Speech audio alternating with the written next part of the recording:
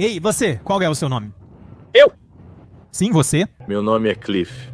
Eu sou o dublê do Rick Dalton. Dublê? Sim. Quentin Tarantino me enganou de novo? Quando assisti Era Uma Vez em Hollywood pela primeira vez, tinha certeza de que o protagonista desse filme era Rick Dalton, interpretado por Leonardo DiCaprio. Rick, o maldito Dalton. Seu dublê, Cliff Booth, é apenas um coadjuvante que complementa o protagonista. Mas eu estava enganado. Tecnicamente, Rick Dalton é o protagonista, mas se você olhar mais a fundo, fica óbvio. O coração dessa história é Cliff Booth. É o seguinte, Ruiva, eu vou entrar de qualquer jeito. Garotas. Em primeiro lugar, o próprio Tarantino admitiu em entrevistas que o ponto de partida para criar o filme foi justamente a imagem de um dublê, vivendo à margem de Hollywood. E só depois, para complementar, surgiu Dalton, uma estrela com a carreira em declínio. O personagem coadjuvante acabou sendo o primeiro e principal. Em segundo lugar, isso é confirmado pelos prêmios que Brad Pitt recebeu: o do Sindicato dos Atores dos Estados Unidos da América, o Conselho Nacional de Críticos de Cinema, o Critics' Choice, o British Academy of Film and Television Arts, o Globo de Ouro e, claro, o Oscar, o segundo da carreira do ator.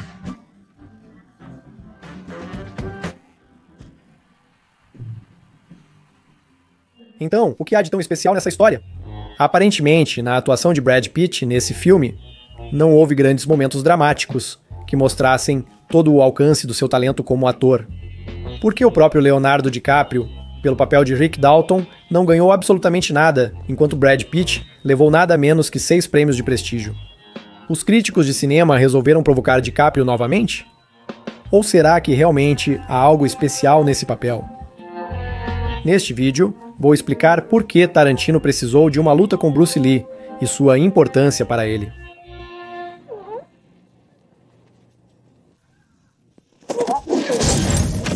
É verdade que o lendário mestre desprezava os dublês? Bruce não respeitava os dublês, sempre os agredindo com socos e chutes. Como surgiu a ideia de criar esse personagem?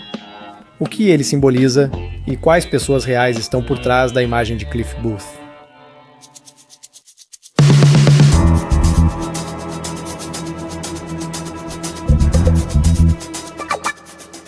Na história, Cliff Booth é um dublê, melhor amigo e substituto do ator Rick Dalton. À minha direita está Rick Dalton, protagonista da série no papel de Jake Cargill, e à esquerda seu dublê Cliff Booth. No final dos anos 60, a carreira de Rick está em declínio, e Cliff se torna para ele não apenas um dublê, mas também motorista particular, assistente e praticamente seu braço direito, realizando até as tarefas mais simples em casa, como consertar a antena. Não estou reclamando. Gosto de te levar para todos os lugares, fazer as tarefas de casa e ficar entre 4 paredes enquanto você está fora. Ao mesmo tempo, Booth é um veterano de guerra com habilidades de combate impressionantes, especialista em luta com facas e corpo a corpo, tendo matado mais soldados japoneses do que qualquer outro americano. São exatamente essas habilidades que ele demonstra ao lutar contra Bruce Lee.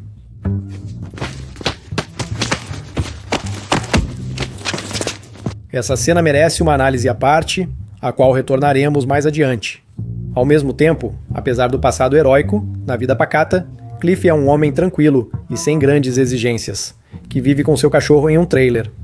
Você nem imagina o que eu trouxe pra você. Uma delícia. Você vai ficar maluco. Ele é absolutamente leal ao Rick e o ajuda por amizade, não por dinheiro ou fama. No entanto, há um boato sinistro sobre Booth.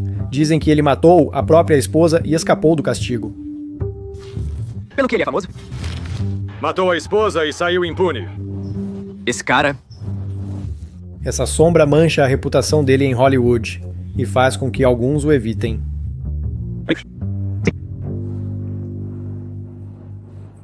Não gosto dele. No filme, essa história não é revelada. Em um breve flashback no barco, Cliff, levemente embriagado, segura um arpão perto da esposa durante uma discussão. O quê? Não vai falar comigo? Não quer brigar? A cena encerra com som de ondas, sem revelar o final. Fiquei sentada aqui sozinha, completamente sozinha, nesse maldito barco. Ao contrário de todos os manuais de dramaturgia, que recomendam que o personagem siga um certo arco clássico de enredo, enfrente um problema, entre em conflito, mude até o final ou resolva uma tarefa, Cliff Butch não muda ao longo de todo o filme. Não é por acaso que logo no início do filme Cliff diz: "Você tem um bom amigo." Eu tento. E essa mesma frase é dita no final do filme. Você é um bom amigo, Cliff. Eu tento. E tudo isso, evidentemente, foi feito de forma intencional. Era Uma Vez em Hollywood é um filme sobre toda uma era do cinema, que após a tragédia com Sharon Tate, se perdeu para sempre no passado. E fica claro como Tarantino tenta reverter essas mudanças. Sharon Tate permanece viva, o que simbolicamente reescreve a história. Cliff Booth, nesse contexto, simboliza uma era que está chegando ao fim. Ele não muda, porque o próprio filme é sobre resistir às mudanças, sobre pessoas que, apesar de tudo, permanecem fiéis aos seus princípios e ao seu código interno. Não por acaso, Cliff Booth impede o assassinato de Sharon Tate. Eu conheço vocês. Eu conheço vocês três. Sim, o Rancho Span. Ele literalmente protege a velha Hollywood da tragédia que, na história real, se tornou um ponto sem retorno. Nesse sentido, Era Uma Vez em Hollywood não é um filme sobre mudanças, mas sim sobre a tentativa de detê-las. Por isso, o próprio Cliff também permanece inalterado da primeira até a última cena. Ele é uma âncora, uma lembrança do passado que Tarantino sonha em preservar, pelo menos na tela. É por isso que o filme começa com uma tela em preto e branco, estilizada como a televisão daquela época, mergulhando o espectador na atmosfera do final dos anos 60. Eu, Alan Kincaid, estou no set da série da National Broadcasting Company Screen Gems que se chama A Lei da Caçada. O apresentador faz a primeira pergunta para Rick Dalton. Rick, explique aos telespectadores o que um dublê faz. O que mais uma vez mostra que, na verdade, tudo neste filme gira em torno de Cliff. Mas isso é apenas a superfície. Analisando mais a fundo, percebe-se o quanto foi investido nesse personagem. Aqui temos pessoas reais que serviram de protótipo, histórias dos bastidores das filmagens e toda uma cultura de Hollywood daquela época.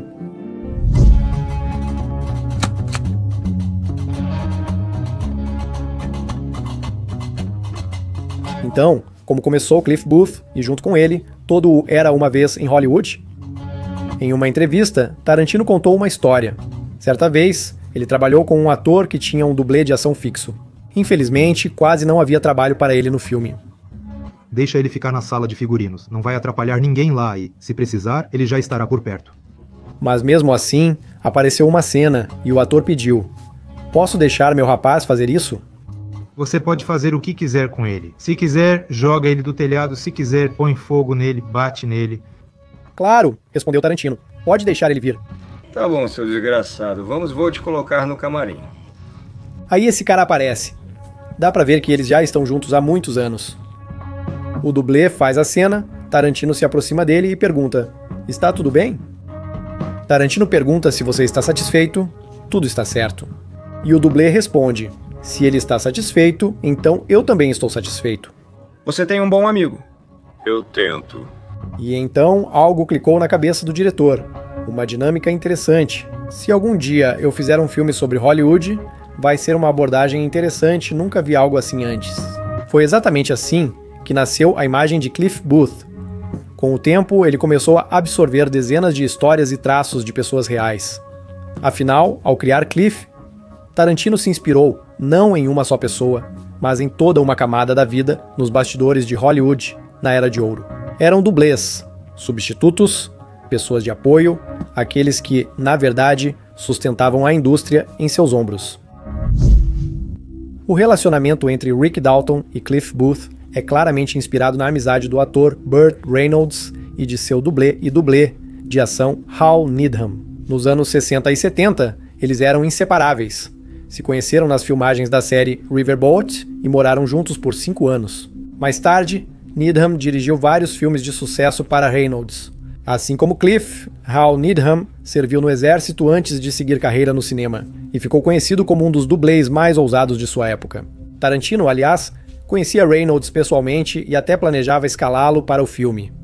Burt deveria interpretar o velho Span, mas faleceu antes das filmagens. Além disso, em 2012, Tarantino entregou a Hal Needham um Oscar honorário por sua contribuição ao cinema, ou seja, A admiração dele por esses caras vem de longa data.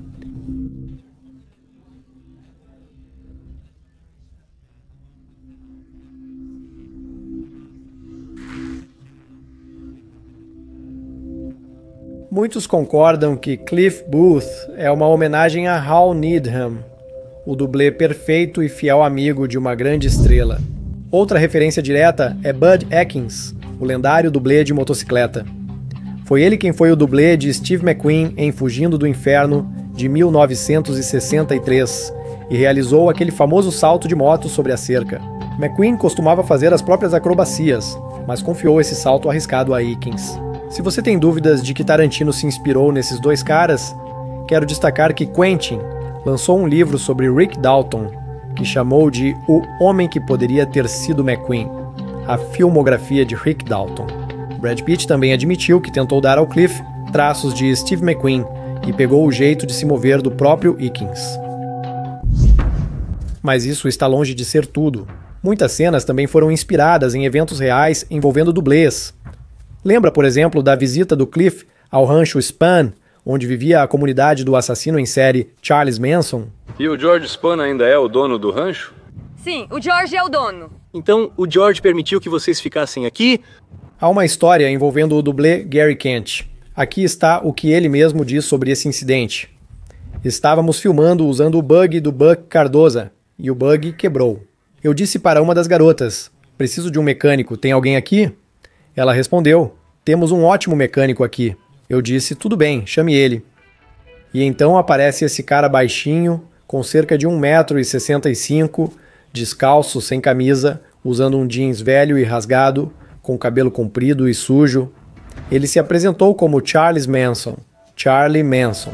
Eu pensei, meu Deus, ele disse que sabia o que fazer, mas parecia péssimo. Ele precisava tomar um banho, comer e dormir. Ele queria $70 adiantados para comprar as peças. Bug deu-lhe $70. No outro dia, retornamos e o bug continuava quebrado. Eu disse, chamem Charlie Manson. Charlie veio e eu disse para ele, Charlie, Bug Cardoza é um cara durão. Se o bug não for consertado agora, ele vai acabar com você. Charlie imediatamente foi consertar o bug e arrumou tudo. E depois, ficamos sabendo que prenderam um tal de Charlie Manson. E a gente ficou tipo, Charlie Manson? Mas esse é aquele cara do rancho do George Spahn. Foi assim que conheci o Charlie. Bem, e essa história não é a única. Vale destaque especial a cena da luta do Cliff Booth com o Bruce Lee.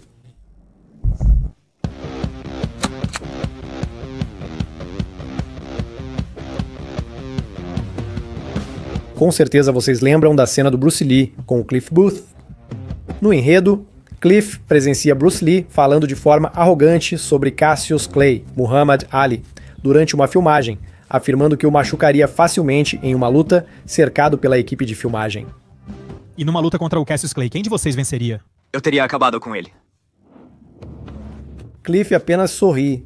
Você é um homem pequeno, de boca grande e muito arrogante.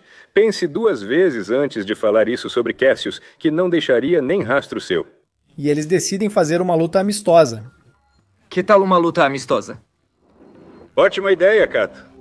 Que termina com Cliff jogando Bruce direto em um carro.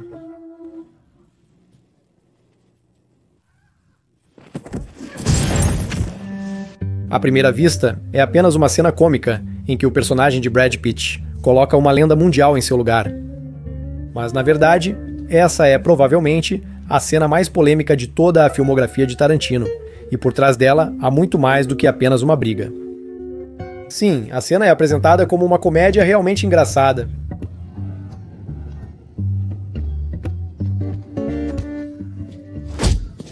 Mas nem todo mundo achou engraçado, especialmente os fãs de Bruce Lee. A filha do ator chamou a cena de ofensiva e acusou Tarantino de distorcer a imagem do pai dela. A isso, o diretor respondeu em uma entrevista. Eu posso entender a filha dele e que ela não gostou disso. Afinal, é o pai dela, isso eu entendo, mas todos os outros podem se danar. Ele também acrescentou que Bruce Lee não respeitava os dublês americanos. Bruce não respeitava os dublês, constantemente os agredindo com socos e chutes. E ele realmente batia neles de verdade. Tagal era seu apelido. Tagar. Ele estava sempre acertando os dublês com chutes ou socos, a ponto de eles se recusarem a trabalhar com ele. Então quem está certo nessa discussão? E por que Quentin precisou dessa cena? As queixas dos fãs sobre o talento de Bruce Lee são totalmente compreensíveis. Todos que estão minimamente familiarizados com a biografia dele sabem que, embora ele não fosse um lutador que competia no ringue, como o próprio Joe Louis, mencionado pelo personagem, Joe Louis é um boxeador negro, não o palhaço branco do kickboxing. Ele era reconhecido por verdadeiros mestres das artes marciais, tendo até treinado alguns deles. Bruce possuía uma velocidade fenomenal, praticamente inacreditável, além de reflexos e força de golpe impressionantes, como testemunhou o próprio Joe Louis, que, aliás, é um dos criadores do kickboxing e campeão de Full Contact Karate. E imaginar que algum dublê poderia derrubá-lo tão facilmente na vida real é simplesmente fantasia. Outra questão é, será que Bruce Lee realmente era arrogante e tratava mal os dublês? Por um lado, muitos que conheciam Bruce dizem que ele tratava os dublês com respeito, pagava as contas médicas se alguém se machucasse, comprava comida para eles e também exigia aumento de salário para eles. Quem confirma isso é o próprio Jackie Chan, que também já foi apenas um dublê no set com Bruce Lee. Este é Bruce Lee e este sou eu. Que lembrança. Eu era dublê, apanhava o tempo todo. Não era nada demais. Ele se aproximou e me acertou no rosto com um bastão. Bom, eu simplesmente... Mas ele não fez nada. Só me acertou. Assumiu a postura, virou-se e foi embora. Ele contou que Bruce lhe pediu desculpas por um longo período após o ocorrido. Eu vi o Bruce Lee se virar. Deus me perdoe. Ele correu até mim. Na verdade, não fiquei ofendido. Já estou acostumado. Tarantino, por sua vez, insistiu que retratou Bruce Lee baseando-se supostamente na biografia de Linda Lee, esposa do ator. E, na verdade, muito do que Quentin fala é confirmado no livro de Matthew Polly, Bruce Lee, Eu Nunca Vou Desistir. E isso é contado no livro de Matthew Polly. Mesmo antes disso, já era uma história conhecida. Este livro retrata os eventos das filmagens da série O Besouro Verde, na qual Bruce Lee atuou. Lá há frases como estas. Bruce insistia no combate corpo a corpo. Os dublês o odiavam. Eles não eram rápidos o suficiente para reagir a ele. E como resultado, de vez em quando eles levavam uma boa surra. Eles estavam tão cansados de se machucar que não queriam mais trabalhar no programa. Embora antiprofissional, isso ocorria nas filmagens com atores considerados babacas. E havia também outros atores que tinham uma reputação parecida com a do Bruce Lee. Ou aqui vai outro trecho. Bruce queria fazer as lutas do filme o mais próximas possível de uma luta real, eliminando qualquer falsidade.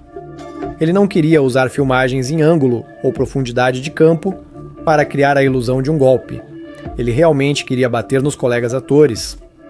Como consequência, Bruce preferia contratar verdadeiros mestres de artes marciais para seus filmes, e não apenas atores. Eu quero que as lutas pareçam de verdade. Entendi. Ou seja, ele batia neles para que tudo parecesse real.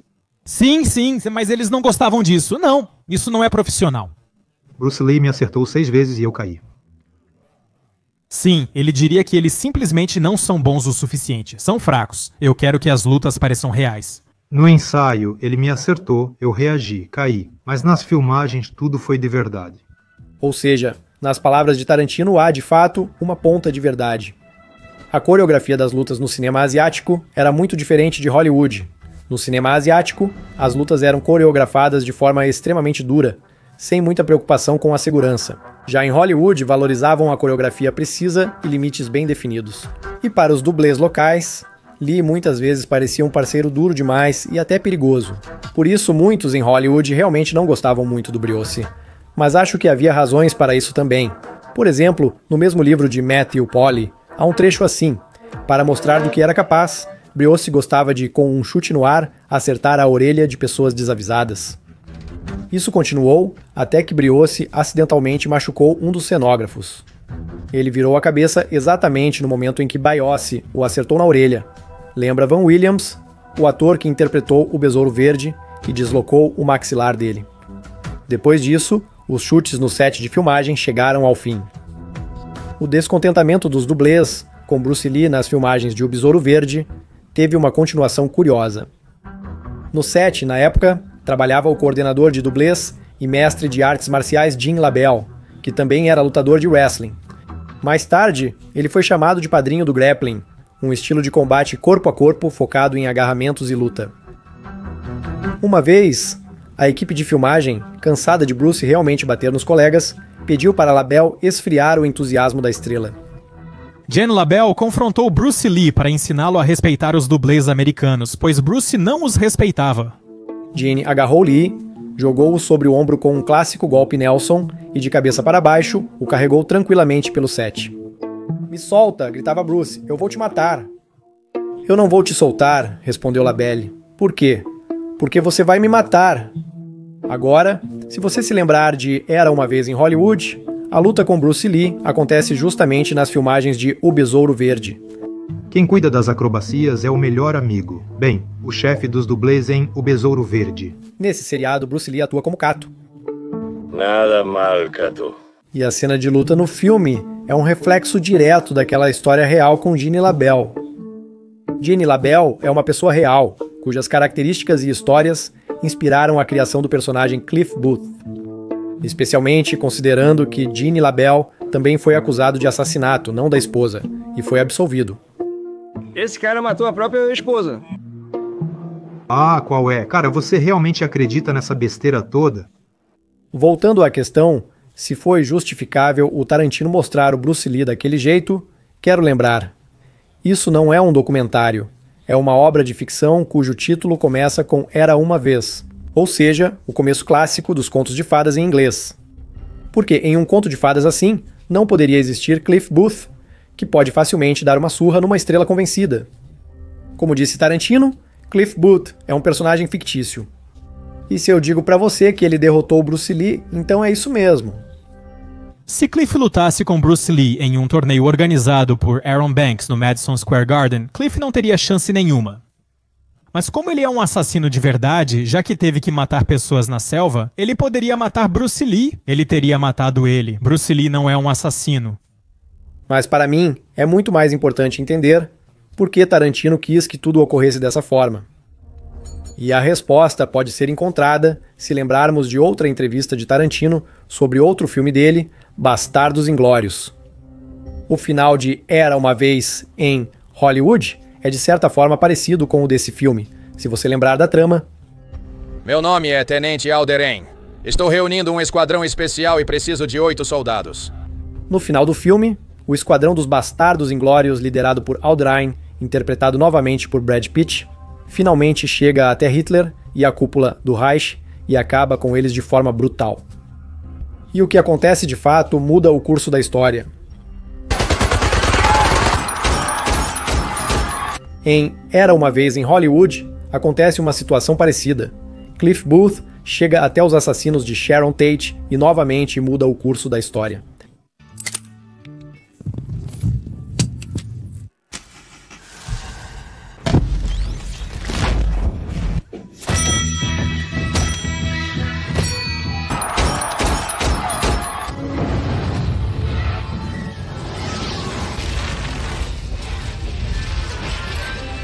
Em entrevista, uma jornalista questionou Tarantino sobre Bastardos Inglórios.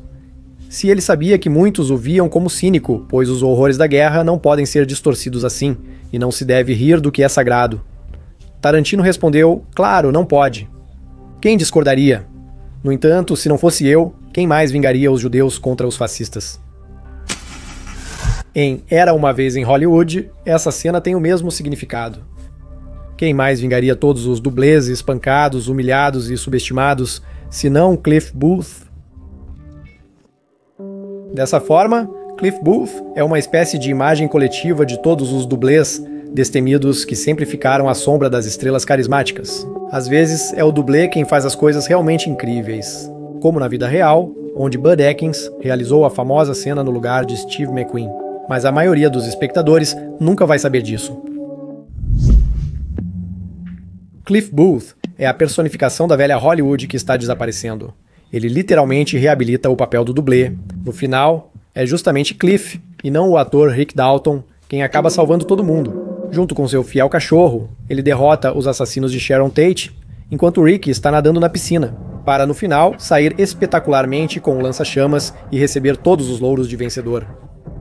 Cliff Booth é o verdadeiro herói dessa história, e espero ter conseguido provar isso para vocês. Mas não se apresse em fechar este vídeo, porque parece que mais uma vez Tarantino nos enganou. 2 anos depois do filme, Quentin lançou o livro Era Uma Vez em Hollywood, revelando mais sobre o passado de Cliff Booth. E se juntarmos esse quebra-cabeça, o livro e o filme, de repente fica claro que Tarantino não apenas nos mostrou um herói fora de cena, mas também desconstruiu habilmente essa imagem. Tudo isso nos leva ao nível dos subtextos autorais e da filosofia, que, para ser sincero, me interessam muito mais do que os protótipos reais de Cliff Booth. Por isso, se você não quiser perder a continuação deste vídeo, que talvez seja muito mais interessante do que este, você já sabe o que fazer. E se ele já saiu, você sabe onde encontrar os links.